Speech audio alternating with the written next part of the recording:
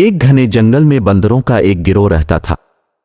बंदरों का बादशाह बहुत अक्लमंद था। एक दिन इसने अपने गिरोह को इकट्ठे बुलाया। मेरे प्यारे बंदरू, हम खुशकिस्मत हैं कि इस खूबसूरत जंगल में रहते हैं, लेकिन खबरदार, दरख्त और पौधे हरे भरे और सरसब्ज हो सकते हैं, लेकिन इनमें बहुत से जहरीले फल होते हैं।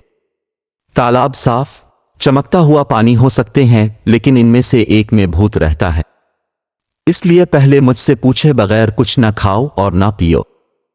अगले दिन एक बंदर को प्यास लगी। से बादशाह की बात याद आई और वो इससे बात करने चला गया। बच्चे, फिक्र ना करो, बादशाह ने कहा, मैं तालाब की छानबीन करूंगा कि ये महफूज है।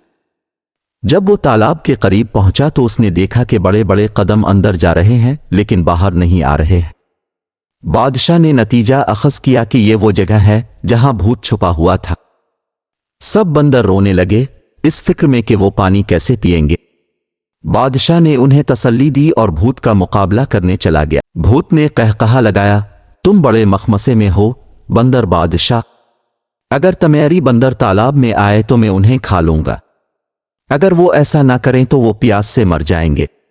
बादशाह ने सोचा, मुझे कोई हल तलाश करना चाहिए। उसने अपने बंदरों से बांस के टुकड़े जमा करने को कहा। खोखली बांस की छड़ियों को आपस में जोड़कर इसने एक बड़ा पाइप बनाया जो तालाब का पानी चूसता था। बंदर अपने दिल की ख्वाहिश के मुताबिक पीने के काबिल थे। सब की तरफ से बंदर बादशाह को सलाम, बंदरों ने नारे लगाए।